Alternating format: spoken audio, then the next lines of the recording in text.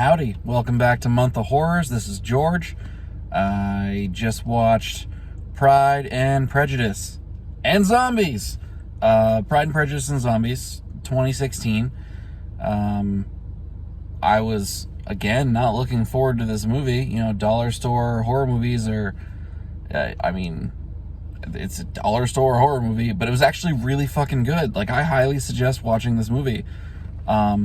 I'm gonna end up watching it again at some point, not soon. I have a lot of other fucking movies to watch, but I'll definitely watch it again. It was good. So it's got a lot of cool people. It's got Lena Headey, it's got Matt Smith, it's got Sam Riley. It's got more people. The cast did a great job. So, Pride, Prejudice, and Zombies. If you know Pride and Prejudice, it's, 1700 something, England, they make fun of France, blah, blah, blah, aristocrats, pretty famous shit. And then Zombies. So, I was like, what are they going to do? This is going to be so cheesy. But it was very well balanced. They kept all the decor, they kept all the clothes, they kept all the language of the 1700s England. They kept the decorum, how you had to behave and act and blah, blah, blah. The script was fantastic for this. So it starts out with some warrior daughters. They are cleaning their weapons and whatnot. The mom finds out that there's this young rich guy moving to town that's throwing a ball, so they all gotta go to see if they can marry off one of the daughters. So on the way to... No, that's later in the movie. Never mind. Totally fucked that up in my head. Timeline issue. So, they go to the ball. They see the rich dude. The rich dude and one of the daughters are, madly in love with each other immediately. Pride and Prejudice style shit. And then there's Colonel Darcy. And Colonel Darcy is a bastard. And no one likes him. He's so rough around the edges. He's like, oh, hey, you're a zombie. I'm going to just murder you. Which makes sense. But there's a difference with these zombies. These aren't your normal zombies. So there are occasions where these zombies are just chilling around people. Not eating them, just chilling. And then he kills them. So there's this, first scene that you see that in. He hears there's a zombie, so he goes, and everyone's playing cards, and he's got this little bottle with flies in it. So he lets the flies out, and the flies land all over this one dude's face, and the flies are drawn to dead flesh. So he cuts the guy's head off in the middle of this fancy tea party card game thing. Kicks the head around. Everyone's like, what the fuck with this guy? Like, holy shit. Yeah. So, Darcy and one of the other daughters, they've got some crazy sexual tension, but he's kind of an asshole, and she's very independent, strong-willed, gonna do what she wants. Doesn't take kindly to him being a dick. So the movie progresses with, you find out more about the zombies. You find out that, the zombies are, mostly they've kept them trapped in London. And they've built this huge, 50-foot tall wall. They've dug a canal, broke down all the bridges except one, and that's heavily guarded. Fuck. As you can see, it's pitch black because I'm outside in my car. It's almost 1 a.m. We just recorded an episode for the podcast, and this is where I record. Just me and my Dora car seat. swearing up a storm talking about zombies. So the zombies are allegedly contained, but they have these outbreaks, because they're zombies. They're fucking contagious. So they have these outbreaks. So everyone lives in their regular aristocratic manners. And they travel by horseback and carriage because that's the time. And you got to be careful because the zombies will fucking get you. So one of the daughters gets knocked off her horse, and this zombie comes out of the woods. She kills him. It's all good, right? And then she looks up, and the zombie dude had a zombie woman holding a zombie baby hanging out. So the woman and the baby are just sort of very clearly zombies, but just sort of staring at her like, oh, well, what the fuck's going to happen now? And then you don't really know what happens, except she's sick and maybe she's going to be a zombie, blah, blah, blah, blah, blah. She doesn't end up turning into a zombie. So you meet, so like I said, Darcy's a colonel. He's a dick. You meet this other guy eventually, Wickham, who's a lieutenant. He's got bad blood with Darcy, so he's chatting up a storm with the daughters. The movie was not boring. I'm just sleepy. Where was I? Zombies, Pride and Prejudice, and zombies. These zombies are crazy, right? So, one of the points during the movie, they're going for a walk through the woods to get to wherever they're going, to someone's house, and they hear some screaming for help, and they look in the gully next to the road, and there's the lamp oil delivery cart tipped over in the gully, right? And there's a woman inside screaming for help. And they're all like, I don't think so.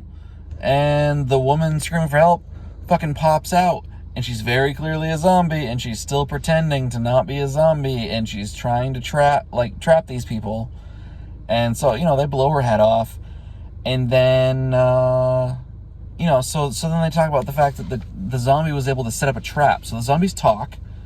The zombies remember who you are. And they set up traps for you. They can run, they can climb, they can make informed decisions. That's sort of the whole thing of this movie, is that these zombies are different from normal in a major way. The major way being that they can reason, and they can communicate, and they can plan. So the fear, Wickham has this idea that, what if the zombies were to unite under a leader and fight the living? Well, the living would be fucked, because zombies, everyone that dies just becomes a zombie. So for every kill, the zombie not only gets rid of one of yours, but adds to one of theirs. So yeah, that's a big deal. And then everyone's like, no, you're an idiot. And he goes off, and one of the daughters he takes with him to this place called St. Lazarus, and it's this old church filled with zombies, not eating people. So she's there, and they're not attacking her, and he's there, and they're not attacking him. And what he says is that until they eat human brains, they don't fully turn into zombies. That there's sort of a degree of zombiness. So these people are super religious, and they eat pig's brains, like communion, to satiate their appetites and not go crazy. So she leaves, and she tries to help him get an audience with rich people. There's where Lena Headey comes in. You find out that Wickham's actually an asshole, and he's not the good guy. And he ends up kidnapping one of the daughters and bringing her to St. Lazarus. And you find out that the zombies are actually working together to try to get out of London and attack everyone, right? So they're working together, and so they overrun London. London's fucked. They have to give up London entirely. And so now they're all outside this wall, hoping it doesn't break. So one of the warrior daughters, I forget her name, but the one with the sexual tension with Colonel Darcy. She's going after her sister that was kidnapped by Wickham. Meets up with Darcy. They save each other. They love each other. The zombies are attacking. The last bridge is blown up. They can't get crossed. Hopefully everyone's okay. So 2 of the warrior daughters end up getting married. The first one that fell in love with the rich guy, and then the one that really hated Darcy but then fell in love with Darcy. So they have a joint marriage right at the end of the movie. And then there's credits. And then the credits don't even finish, and another scene pops up where they're walking outside and everyone's, throwing rice on them and congratulating them, and they're saying thank you and shit. And then zombies are just swarming. Like, you just see, the horizon just covered with zombies. And then all of a sudden, this horse starts barreling out, and it's Wickham. Oh, you'd found out earlier that he was a zombie the whole time. Someone chopped his arm off. So anyway, so now he's barreling down in front of all these people, leading them with this crazy, stick with spikes for an arm. Really leads you into thinking there might be a sequel, but I doubt it.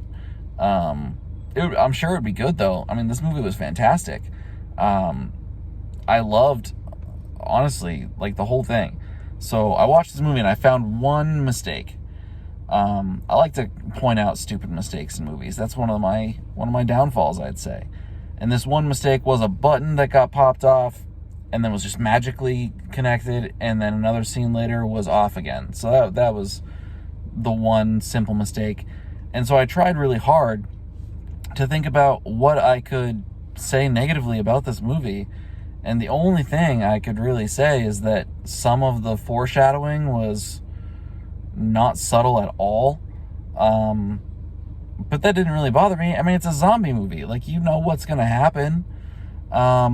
Except that these zombies are different. They can set traps, they can run, they can plan, they can unite together under leadership. There's, some religious stuff that comes into play. Oh, there's an orphanage that gets overrun by zombies, so they all become zombies. And then the zombie children are singing Ring Around the Rosie, which is hilarious.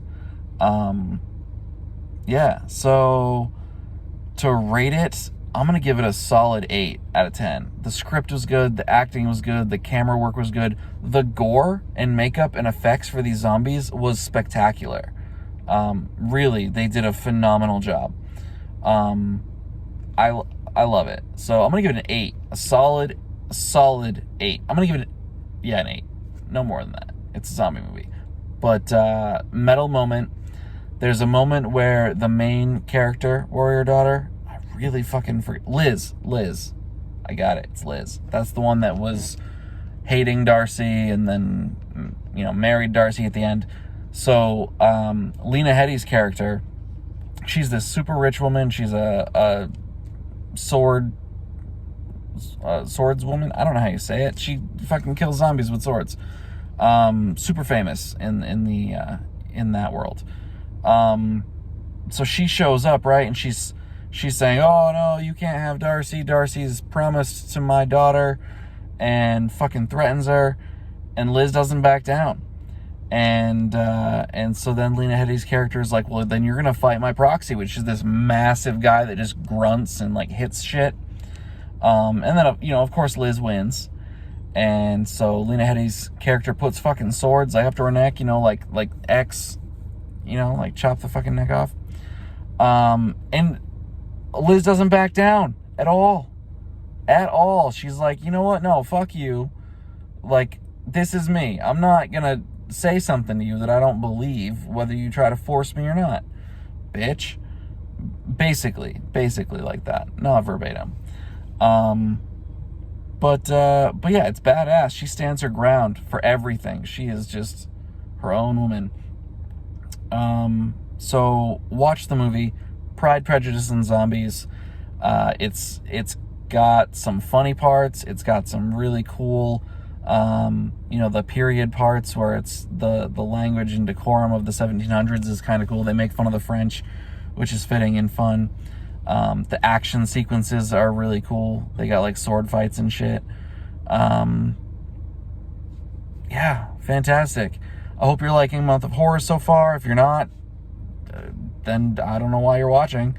So check out the rest of the movies if you're interested. Check out the podcast.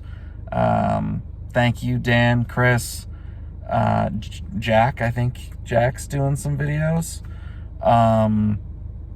Bye.